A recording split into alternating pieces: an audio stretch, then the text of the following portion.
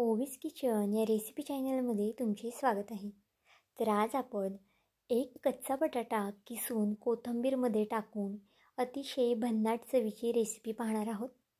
यापूर्वी ही रेसिपी तुम्ही कधीच केली नसेल, पण जर एकदा केली ना तर सगळेच जण अगदी कौतुक करतील तुमची, कारण की इतकी जास्त ही रेसिपी चविष्ट होणार आहे आणि इतकी जास्त सोपीसुद्धा आहे। तर चला थोडाही वेळ न घालवता लगेच रेसिपीकडे वळूयात। तर बघा, त्यासाठी इथे भरपूर अशी कोथिंबीर घ्यायची आहे आपल्याला। सुरुवातीला कोथिंबीर जर निबार असेल तर त्याची अशा पद्धतीने तुम्ही देठ काढून घ्या, पण ही कोथिंबीर जास्त निबार नव्हती, त्यामुळे मी बघा अशाच पद्धतीने जराशी देठसुद्धा घेतलेली आहेत। पण अगदी जाड काडी असेल तर तीसुद्धा इथे तुम्ही काढून घ्या। व्यवस्थित अशी कोथिंबीर आपल्याला आता निसून घ्यायची आहे आणि स्वच्छ 2 ते 3 पाण्याने ही कोथिंबीर धुवून घ्यायची आहे, कारण की आता पावसाळ्याचे दिवस आहे आणि पालेभाज्यांना भरपूर प्रमाणात माती लागलेली असते। तर बघा, कोथिंबीर पाण्यातून निथळून काढली आहे आता ही कोथिंबीर अगदी बारीक अशी चिरून घ्यायची आहे। बारीक का चिरायची हे सुद्धा पुढे मी नक्कीच तुम्हाला सांगणार आहे व्हिडिओत, त्यामुळे व्हिडिओ शेवटपर्यंत पहा। अतिशय भन्नाट चवीची रेसिपी बनणार आहे आणि अगदी कमीत कमी वेळेमध्ये ही रेसिपी आपली तयार होणार आहे। चॅनलवरती नवीन असाल आणि चॅनलला अजूनही सबस्क्राईब केलं नसेल तर एक सबस्क्राईब नक्कीच करून घ्या आणि लाईकसुद्धा नक्की करून घ्या। तर बघा, अगदी बारीक अशी आता ही कोथिंबीर मी कट करून घेते आहे। जर थोडी मोठी राहिली असेल तर अशा पद्धतीने तुम्ही पुन्हा तिला बारीक कट करू शकता। फक्त लक्षात ठेवा, कोथिंबीर आपल्याला या रेसिपीसाठी छान बारीकच कट करायची आहे। तर बघा, सर्व कोथिंबीर इथे मी चिरून घेतलेली आहे बारीक अशी। आता ही कोथिंबीर एका प्लेटमध्ये आपण सगळी काढून घेऊया। तर बघा, व्यवस्थित अशी कोथिंबीर प्लेटमध्ये काढून घेतलेली आहे, छान बारीक चिरून घेतलेली आहे कोथिंबीर। तुम्हाला जर कात्रीच्या सुरीने चिरायची असेल तर त्यानेसुद्धा तुम्ही अशा पद्धतीने बारीक कोथिंबीर चिरू शकता। तर बघा, आता इथे एक कच्चा बटाटा मी किसून घेतलेला आहे, पण किसलेला कच्चा बटाटा आपल्याला तसाच टाकायचा नाही। स्वच्छ 2 ते 3 पाण्याने तो कच्चा किसून घेतलेला बटाटा धुवायचा आहे आणि मग नंतर त्यातलं अगदी पिळून पाणी काढायचं आहे आपल्याला। अजिबातच पाण्याचा अंश बटाट्यामध्ये राहिला नाही पाहिजे। तुम्ही इथे पाहू शकता किती कोरडा असा बटाटा आपला झालेला आहे। तुम्ही बारीक किसणीने किसा, मग जर तुमच्याकडे मोठी किसणी असेल त्याने किसलं तरी चालेल। आता बघा, एक मिक्सरचं भांडं घेतलेलं आहे मी, त्यामध्ये एक 5 ते 6 हिरव्या मिरच्या घातलेल्या आहेत। मिरचीचं प्रमाण तुम्ही तुमच्या आवडीनुसार कमी किंवा मग जास्त करू शकता। आता यामध्ये 5 ते 6 लसूण पाकळ्या घातल्या आहेत सोलून। आता हे वाटून घेऊया। भरभरीतच असं हे मी वाटून घेतलेलं आहे। एका साईडला गॅसवरती मी कढई ठेवली आहे तापत, त्यामध्ये 1 पळी इतपत तेल घालून घेतलेलं आहे। तेलाचं प्रमाणसुद्धा अगदी इथे सुरुवातीला आपल्याला कमी करायचं आहे। तेल तापलं की त्यामध्ये 1 चमचा मोहरी, 1 चमचा जिरे आणि 1 मोठा चमचा पांढरे तीळ घालून घेतलेले आहेत। अशा थंड वातावरणामध्ये तर पांढऱ्या तिळाचा वापर हा कोणत्याही रेसिपीमध्ये जास्तच केला पाहिजे, कारण की ते शरीरासाठी सुद्धा चांगलं असतं। तर बघा, हिरवी मिरची आणि लसणाची सुद्धा इथे मी पेस्ट घालून घेतली आहे। आता जो किसून ठेवलेला बटाटा होता, जो आपण घट्ट पिळून घेतला होता, तो यामध्ये घालून घेऊया। यामध्ये अर्धा चमचा हळद घालून घेतलेली आहे मी। आता हे पुन्हा छान असं मिक्स करून घ्यायचं आहे। जास्त वगैरे आपल्याला हे शिजवत बसायचं नाही। इथे आपण कोणत्याही प्रकारची भाजी करत नाही किंवा मग पातळ कालवणही करत नाही। खूप जास्त वेगळी रेसिपी आहे। व्हिडिओ शेवटपर्यंत पहा, म्हणजे नक्कीच तुम्हाला ही रेसिपी नक्की काय आहे हे कळणार आहे। तर बघा, छान असं आता हे मिक्स करून घेतलेलं आहे। आता जी कोथिंबीर आपण कट करून घेतली होती ती यामध्ये घालून घेऊया। तर पाहू शकता, सर्व कोथिंबीर यामध्ये घालून घ्यायची आहे। गॅसची फ्लेम ही अगदी स्लो ठेवायची आहे, नाहीतर जो बटाटा आहे तो खाली करपू शकतो। तर आता ही कोथिंबीर या बटाट्यामध्ये मिक्स करून घेऊया आपण। व्हिडिओ इथपर्यंत पाहिलाच आहे आणि व्हिडिओ थोडा जरी आवडला असेल तर नक्कीच व्हिडिओला एक लाईक आणि एक सबस्क्राईब करून घ्या। आणि माझा हा व्हिडिओ तुम्ही कोणत्या देशातून, कोणत्या शहरातून पाहत आहात हे सुद्धा मला कमेंट करून सांगायला विसरू नका। तर बघा, छान असं आता हे मी मिक्स करून घेतलं आहे। सुरुवातीलाच इथे तुम्ही ओवा घाला. मी सुरुवातीला विसरले होते, त्यामुळे आत्ता ह्या स्टेजला घालून घेतला आहे. ओवा घातल्यामुळे आपल्या या रेसिपीला अजून जास्त छान असा वाससुद्धा येणार आहे आणि चवसुद्धा छान लागणार आहे. तर आता बघा कोथिंबीर आणि बटाटा छान असं परतून झालेला आहे. आता यामध्ये आपण 1 ते 1.5 ग्लास इतपत पाणी घालून घेतलेलं आहे. चवीनुसार मीठसुद्धा घालून घ्यायचं आहे आणि हे छान असं मिक्स करायचं आहे. आता मात्र गॅसची फ्लेम आपल्याला फास्ट ठेवायची आहे. तर बघा फास्ट गॅस केलेला आहे मी आणि जे पाणी आहे त्यालासुद्धा छान अशी उकळी आली आहे. पाण्याला अशाच पद्धतीने उकळी आली पाहिजे. आता यामध्ये 2 ते 3 चमचे इतपत मी बेसन पीठ घातलेलं आहे. आता बाजरीचे पीठ घालून घेऊया. तुमच्याकडे जर बाजरीचं पीठ नसेल त्याऐवजी कोणतं पीठ वापरायचं हे सुद्धा मी तुम्हाला नक्कीच सांगणार आहे.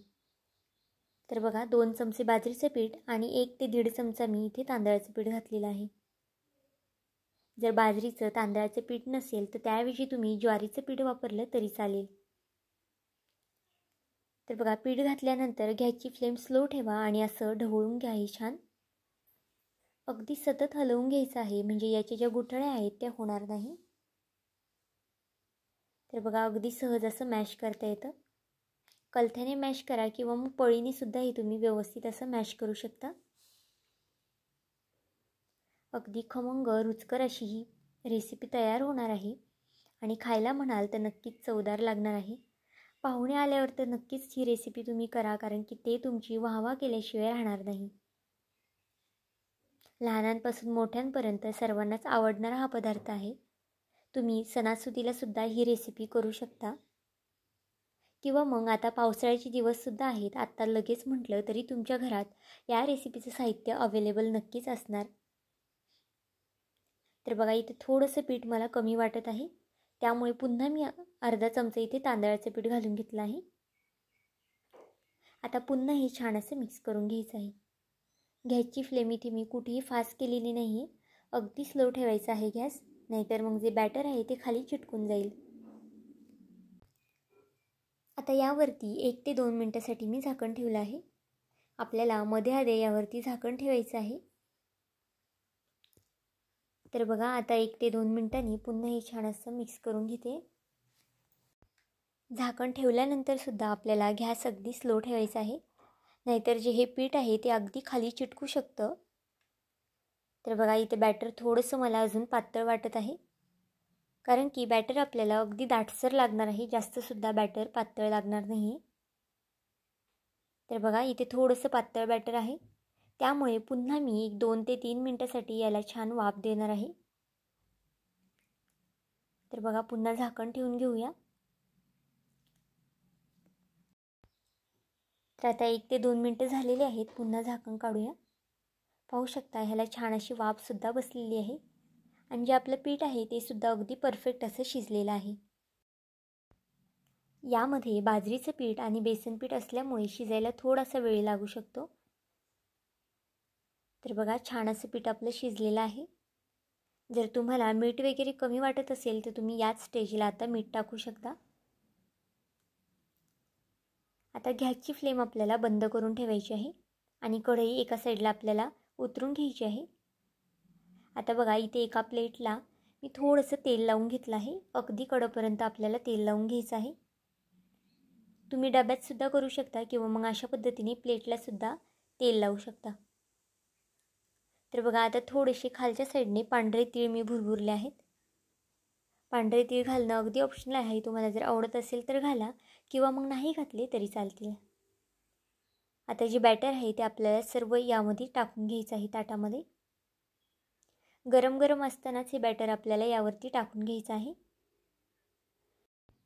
तर आता बघा कलथ्याला जे बॅटर चिकटलेलं आहे ते अशा पद्धतीने सुरीने काढून घ्या, म्हणजे अगदी सहज निघलं जाईल. आता हाताला थोडं थोडं पाणी घ्यायचं आहे आणि हे थापून घ्यायचं आहे. जर खूप जास्त गरम वाटत असेल तर तुम्ही अशा पद्धतीने पेल्याने सुद्धा किंवा मग वाटीने सुद्धा हे पसरून घेऊ शकता. तर बघा पेल्याला पण आपल्याला थोडंसं पाणी लावायचं आहे खालून आणि अशा पद्धतीने छान हे थापून घ्यायचं आहे. तर सुरुवातीला मी हे खूप जास्त गरम आहे त्यामुळे पेल्याने थापणार आहे आणि मग नंतर थोडंसं थंड झालं की हे हाताने मी थापून घेणार आहे. तर इथे पाहू शकता हाताला अगदी थोडंसं पाणी लावून घ्यायचं आहे आणि हलक्या हाताने हे छान असं थापून घ्यायचं आहे. तर बघा अगदी कडेपर्यंत मी हे थापून घेतलेलं आहे. आता यावरती पुन्हा थोडीशी पांढरी तीळ घालणार आहे आणि पुन्हा हे छान मी हाताने बघा थापून घेतलेलं आहे. अगदी कडेपर्यंत थापलेलं आहे. थोडंसं थंड झाल्यावर थापलं की हाताला सुद्धा भाजत नाही आणि हे वड्या ज्या आहेत त्यासुद्धा आपल्याला छान थापता येतात. तर बघा तुमचं जर बॅटर कमी असेल तर तुम्ही छोटी प्लेटमध्ये थापलं तरी चालेल किंवा मग अशा पद्धतीने थोडंसं जास्त प्रमाणात बॅटर असेल तर मोठ्या प्लेटमध्ये थापलं तरी चालेल. आता हे आपल्याला थंड होऊन द्यायचं आहे आणि बघा थंड झाल्यानंतर आता याच्या आपल्याला वड्या पाडून घ्यायच्या आहेत. आता तुम्हाला कळलंच असेल की आपण नक्की काय करत आहोत, पण ही रेसिपी नक्की तयार होऊन कशी बनणार आहे किंवा मग आतून किती खुसखुशीत झालेली आहे किंवा मग कशी दिसणार आहे ही मी तुम्हाला नक्कीच सांगणार आहे आणि दाखवणारसुद्धा आहे. त्यामुळे व्हिडिओ शेवटपर्यंत पहा, कुठेही स्किप न करता. तर आता बघा सुरीने मी अगदी सहज अशा ह्याच्या वड्या पाडून घेणार आहे. सुरी थोडीशी ओली करून घ्यायची आहे आपल्याला, म्हणजे ज्या वड्या आहेत त्या तुटणार नाही. तुम्ही तुमच्या आवडीनुसार कोणताही आकार या वड्यांना देऊ शकता. तुम्हाला जर चौकोनी द्यायचा असेल किंवा मग शंकरपाळ्यांसारखा आकार द्यायचा असेल तो सुद्धा इथे तुम्ही देऊ शकता. आता बघा मी इथे चौकोनीच फोडीमध्ये ह्या वड्या कट करून घेणार आहे. जास्त मोठ्यासुद्धा नाही आणि जास्त लहानसुद्धा नाही. आता खाली तेल लावल्यामुळे अगदी सहज आपल्या ह्या वड्या निघल्या जातात. खाली अजिबातच चिटकत वगैरे नाही. तुम्ही जर गरम गरम बॅटरमध्ये या वड्या कापल्या तर त्या निघणारसुद्धा नाही आणि अगदी तुटूनसुद्धा जातील.